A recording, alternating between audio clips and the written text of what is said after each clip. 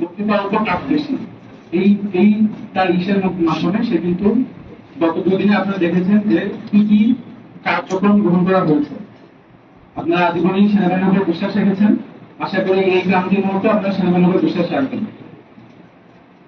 আমাদেরকে একটু টাইম দিতে হবে, সেনাবাহিনীকে একটু টাইম দিতে হবে।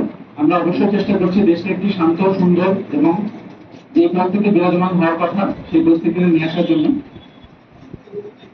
আমরা চেষ্টা চালিয়ে যাচ্ছি। আমাদের দিনের মধ্যে প্রায় 24 ঘন্টায় বিভিন্ন ফুটিয়াদি এবং কাকুলিয়া এলাকায়, আমি এখন বলছি যে আমরা কি কি কার্যক্রম চালাচ্ছি। ফুটিয়াদি এবং কাকুলিয়া এলাকায় আমাদের টহল চলছে, এখনো বাইরে আমাদের দুটি টহল বিরাজমান।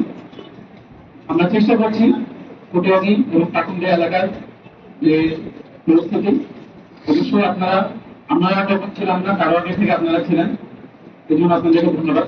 যখন পরিস্থিতি খারাপ বেশি ছিল তখন আমরা এই পর্যন্ত এসে কাভার করতে পারিনি, আমাদের বিভিন্ন অন্যান্য দায়িত্ব ছিল। কিশোরগঞ্জ সদরে আমরা ছিলাম, ওইখানে পরিস্থিতি একটু বেশি খারাপ ছিল, এই জন্য আমাদেরকে ওইখানে কন্ট্রোল করতে হয়েছে।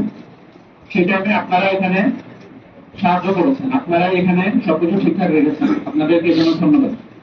আমি এখন যেটা চাচ্ছি যে আমরা চেষ্টা করছি, আমাদের সাথে আপনারা অবশ্যই চেষ্টা করবেন, চেষ্টা করেছেন, এবং বর্তমান টাইমে একটু মাথার ঠান্ডা রেখে সেনাবাহিনীকে ভরসা রেখে থাকতে হবে। আমি আপনাদেরকে যে জিনিসটা অনুরোধ করবো যে আইন কখনো নিজেভাবে তুলে নেওয়া যাবে না। এখন আপনারা তাহলে আমাদেরকে কিভাবে হেল্প করবেন? সেনাবাহিনীর দরজা আপনাদের জন্য সবসময় খোলা, আপনারা যে কোনো টাইমে যে কোনো কেউ, আপনারা খেয়াল করেছেন কিনা যায় না, আমি যেখানে বসেছিলাম প্রায় 30 সেকেন্ড পর আমার কাছে কল হচ্ছে, আমি প্রত্যেকটা কল রিসিভ করছি, প্রত্যেকটা কল ধরে যেখানে যেখানে সমস্যা সেখানে সেখানে সলভ করার চেষ্টা করছি।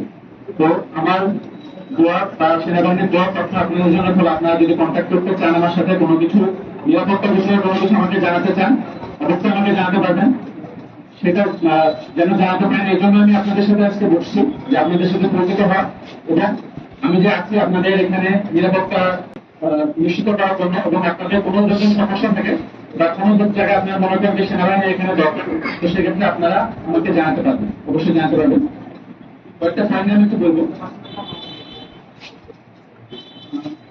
কথা বলতে তারপরে আমি একটা জোর দেবো যে বিভিন্ন জায়গায় যারা হচ্ছে একটু আমাদের সংখ্যালঘু কমিউনিটি যারা আছে, হিন্দু কমিউনিটি যারা আছে, তাদের উপরে এখানে হয়তো এমন কিছু হয়নি, তো বিভিন্ন জায়গাতে একটা বৈঠকে সৃষ্টি হচ্ছে। তো সেটাকে আমরা রিকোয়েস্ট করবো আশেপাশে যারা আছেন এই কমিউনিটির উপরে একটু বিশেষ করে নজরদারি রাখবেন।